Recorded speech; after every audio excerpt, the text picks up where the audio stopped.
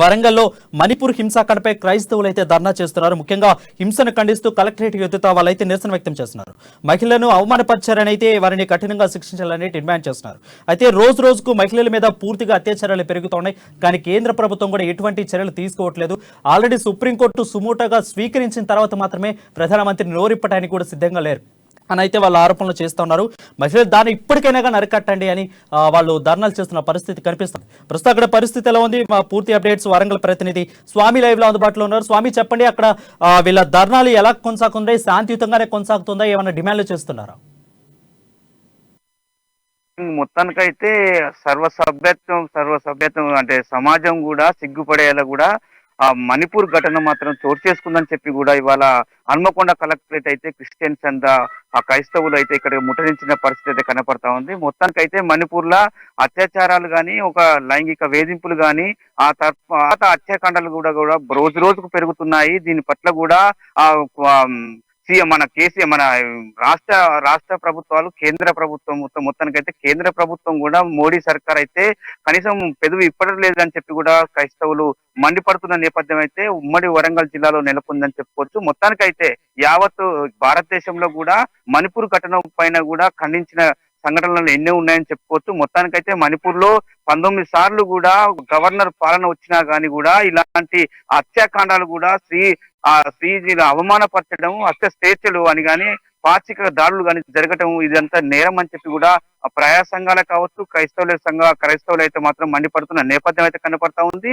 మొత్తానికైతే భారతదేశంలో కూడా మత కల్లోలు కూడా సృష్టిస్తున్నారని చెప్పి కూడా బీజేపీ ప్రభుత్వం దీనికి బాధ్యత వహించాలని చెప్పి కూడా మోడీ అంటే దేశ ప్రధాని మోడీ గారు పెదవి ఇప్పి మాట్లాడాలి, దాని పట్ల కూడా చర్యలు తీసుకోవాలని చెప్పి కూడా ఇవాళ క్రైస్తవులు అయితే హన్మకొండ కలెక్టరేట్ ను ముట్టడించి కూడా వ్యాఖ్యానించడం జరిగింది. రాని రోజుల్లో కూడా భారీ ఎత్తున క్రైస్తవులంతా, ముస్లింలంతా కలిసి కూడా భారీ ఎత్తున కూడా ధర్నాలు చేస్తాము, అవసరం అనుకుంటే నిరాహార దీక్షలు చేస్తామని చెప్పి కూడా హెచ్చరిస్తున్న పరిస్థితి కనపడుతుంది. వారం అయితే చూసుకున్నట్లయితే అక్కడ నిరసన వ్యక్తం చేస్తున్నట్లయితే తెలుస్తోంది. కలెక్టర్కి అయినా వినతి పత్రం అందచేశారా, లేదా అందచేసే ఆలోచన ఏమైనా ఉందా వాళ్ళకి? అప్పటికి గేటు ధర్నాకు నిర్వహించారు. ఇప్పటికైతే ప్రస్తుతానికైతే ర్యాలీ అయితే నిర్వహించారు. భవిష్యత్ కార్యాచరణలో భాగంగా కూడా క్రైస్తవులు అయితే వినతి పత్రాలతో పాటు కూడా కలెక్టర్లు ముట్టడించే ప్రయత్నం చేస్తాం. తర్వాత అవసరం అనుకుంటే ప్రజాప్రతినిధి గెస్ట్ హౌస్ లో కూడా ముట్టడించే చేస్తాం. క్రైస్తవులకు జరిగిన అన్యాయాల పట్ల కూడా, ఆదివాసీ మహిళల పట్ల కూడా ఇవాళ జరుగుతున్న హత్యాకాండను కూడా నిరసిస్తూ భారీ ఎత్తున భవిష్యత్ కార్యక్రమాలు తీసుకుంటామని చెప్పి కూడా వాళ్ళు చెప్తున్న పరిస్థితి అయితే కనపడతా ఉంది. మొత్తానికైతే క్రిస్టియన్స్ అంతా, క్రైస్తవులు అయితే ఒక ఆగ్రహానికి గురవుతున్న పరిస్థితి అయితే మణిపూర్ ఘటన పునరావృతం కాకుండా చూసుకోవాలి. రోజు రోజుకు ఆదివాసుల హత్యాకాండాలు కూడా క్రైస్తవుల మధ్య, ముస్లింల మధ్య చిచ్చు పెట్టి కూడా ఇవంతా జరుగుతున్నది.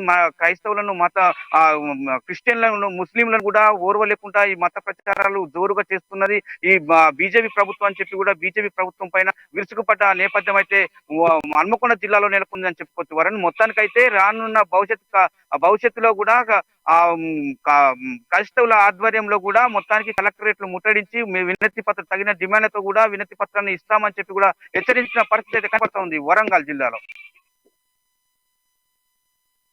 ప్రస్తుతం శాంతియుతంగానే సాగుతుందా, లేదంటే ఏమన్నా పోలీసుల తోపులాటలు కానీ, అధికారుల నిర్వాహకంగానే ఏమైనా కనిపిస్తుందా, లేదంటే వాళ్ళు శాంతియుతంగానే చేస్తున్నారా శాంతియుత ర్యాలీ? రైట్, మొత్తానికైతే క్రైస్తవులు అయితే శాంతియుతంగానే మన ఆలయాల కంటే చర్చిల నుంచి మొదలుకుంటే మొత్తానికైతే ప్రధాన సెంటర్లో కూడా శాంతియుత ర్యాలీలే ఇప్పటికైతే నిరసిస్తున్న పరిస్థితి కనపడుతుంది. అంటే ప్రధాన కార్యాలయం కలెక్టరేట్ కావచ్చు, ఆర్డీఓ కార్యాలయం కావచ్చు, లేకపోతే ప్రధాన సెంటర్లో కూడా వాళ్ళు ఇప్పటి వరకు ఆ ఘటన తర్వాత అప్పటి నుంచి ఇప్పటి వరకు కూడా క్రైస్తవులు అయితే ర్యాలీలు చేస్తున్నారని చెప్పుకోవచ్చు. ఇప్పటికైతే ఇలాంటి అవాంఛనీయ సంఘటనలు కానీ, పోలీసుల తోపులాటలు కానీ, ఇలాంటి క్రైస్తవుల మధ్య కానీ, క్రైస్తవ ర్యాలీల మధ్యన కానీ, లేకపోతే రాష్ట్ర ప్రభుత్వం క్రైస్తవుల పైన కానీ ఇలాంటి చర్యలు కూడా ఇంతవరకు తీసుకోలేదని చెప్పుకోవచ్చు. రైట్, అయితే ఇప్పుడు చూస్తూనే ఉన్నాం ప్రధానంగా అన్ని జిల్లాల్లో కూడా ప్రస్తుత కలెక్టరేట్ కార్యాలయాలు ఎక్కువగా చేస్తూ ఉన్నారు. సో ప్రస్తుతం వాళ్ళ భవిష్యత్ కార్యాచరణ ఏమిటి, అసలు వాళ్ళు ఎందుకు చేస్తున్నారు, వాళ్ళ భవిష్యత్ కార్యాచరణ ఏ విధంగా ఉండబోతుందని ఏమైనా క్రైస్తవులు వివరించే పరిస్థితి అక్కడ కనిపిస్తా ఉందా? మణిపూర్ లో మొత్తానికైతే క్రైస్తవ ఆదివాసు ఆ ఆడబిడ్డలను మొత్తానికైతే సర్వ సమాజం సిగ్గుపడేలా ఆ అకృత్య చేష్టలతోని లైంగిక వేధింపులు చేసి అత్యాచారాలు చేసి దమనకాండను రోజు రోజుకు పెరుగుతున్న నేపథ్యంలోనే క్రైస్తవులు ఇవాళ మండిపడుతూ దేశవ్యాప్తంగా రాష్ట్ర వ్యాప్తంగా జిల్లా వ్యాప్తంగా కూడా ర్యాలీలు కొనసాగుతున్న నేపథ్యం అయితే కనపడతా ఉంది. మొత్తానికైతే ముస్లింలను క్రైస్తవులను మొత్తానికైతే మెగా కులాస్తులుగా అంటే మణిపూర్ లోని మెగా కులాస్తులు కూడా ఓర్వలేకుండా కూడా రోజు రోజుకు హత్యకాండ దమనకాండ పెరుగుతుందని చెప్పి కూడా క్రిస్టియన్స్ అయితే ర్యాలీలు కానీ ధర్నాలు కానీ శాంతియుతంగా రోజు రోజు చేస్తూనే ఉన్నారు. కానీ మొత్తానికైతే మణిపూర్ లో మెగా కులస్తులు మాత్రము వాళ్ళ చేష్టలు మాత్రం ఆగడం లేదు, వాళ్ళ దాడులు ఆగడం లేదు. మొత్తానికైతే క్రిస్టియన్ ముస్లింలను అయితే మొత్తానికి మత కల్లోలు సృష్టిస్తానని చెప్పి కూడా ఆగ్రహానికి గురై కూడా ఇప్పటికైతే శాంతియుతంగానే మాత్రం క్రైస్తవ బిడ్డలు మాత్రం ర్యాలీ చేస్తున్న పరిస్థితి కనపడుతుందని చెప్పుకోవచ్చు. రానున్న భవిష్యత్ కార్యాచరణ కూడా ఇలాంటి దాడులు పునరావృతం అయితే కలెక్టరేట్లు ముట్టడిస్తాం, ఆ దాడులకు ప్రతీకారం తీర్చుకుంటాం, మోడీ సర్కార్ ను కింద గద్దె దింపుతామని చెప్పి కూడా హెచ్చరిస్తున్న పరిస్థితి కనపడతా ఉంది. వరుణ్, ఎక్కువగా చూసుకున్నట్లయితే మామూలుగా ఇప్పుడు ఇజ్రాయెల్ నుంచి 4,500 మంది జూయిస్ ని అయితే వాళ్ళు తీసుకెళ్లిపోతున్నానికి సిద్ధంగా ఉన్నారు ఇజ్రాయెల్ కంట్రీ వాళ్ళు ప్రస్తుత మణిపూర్ లో. సో ఇక్కడున్న క్రైస్తవులు కూడా వాళ్ళ మిగిలిన మణిపూర్ లో ఉన్న క్రైస్తవులు ఏమైనా తెచ్చే ఆలోచన ఏమన్నా కనిపించే ఛాన్స్ అక్కడ ఏమన్నా కనిపిస్తుందా? మణిపూర్ల ఘటనకు సాక్షాత్తుగా అంటే తెలంగాణ రాష్ట్రానికి తీసుకొచ్చే అవకాశాలు అయితే కనపడతా ఉన్నాయి. ఎందుకంటే ప్రత్యక్ష సాక్ష్యాల కొరకు కూడా వాళ్ళు ఆరాటం పడుతున్నారని చెప్పి కూడా తెలుస్తా ఉన్నది. మొత్తానికైతే అది సమాచారం మాత్రమే, పూర్తిగా మనము అంగీకరించట్లేదు. కానీ అక్కడ నుంచి కూడా తీసుకొచ్చి ఇక్కడ సాక్షాత్కారంగా ప్రభుత్వ కార్యాలయం కానీ ప్రజాప్రతినిధుల కార్యాలయం కానీ ముట్టడించే అవకాశాలు ఉన్నాయి.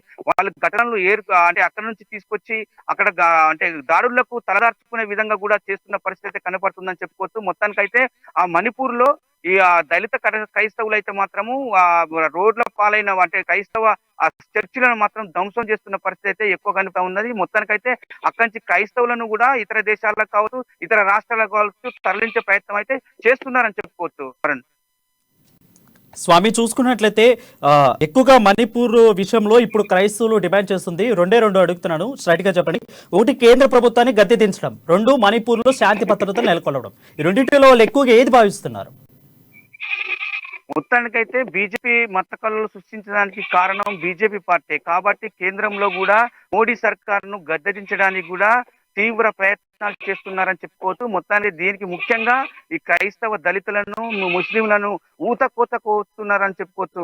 ఏకంగా మహిళలను అర్ధనగ్న ప్రదర్శన కాదు నగ్న ప్రదర్శన చేయించి లైంగిక దాడి చేసి ఆ తర్వాత కూడా మొత్తానికైతే ఆ ప్రతి దాడులు అంటే రోజు రోజుకు పెరుగుతున్నాయని చెప్పి కూడా మనం అనుకోవచ్చు. ఇలాంటి ఘటనలు రావడానికి కారణం మోడీ సర్కారు బీజేపీ ప్రభుత్వం అని చెప్పి కూడా కేంద్రంలో ఇలాంటి సంఘటనలకు కారణం ముఖ్యంగా బాధ్యత వహించేది అని చెప్పి కూడా బీజేపీ ప్రభుత్వం అని చెప్పి కూడా బీజేపీ ప్రభుత్వాన్ని గర్దించడానికి కూడా క్రైస్తవ ముస్లింలు కూడా మేధావ సంఘాలు కూడా ఇవన్నీ ఆలోచిస్తున్నాయి. సర్వసమాజం కూడా సిగ్గుపడేలా కూడా చేస్తా ఉన్నది. కాబట్టి మోడీ సర్కార్ని గద్దెదించడానికి మాత్రము క్రైస్తవ ముస్లింలు మాత్రము సిద్ధంగా ఉన్నారని చెప్పుకోవచ్చు.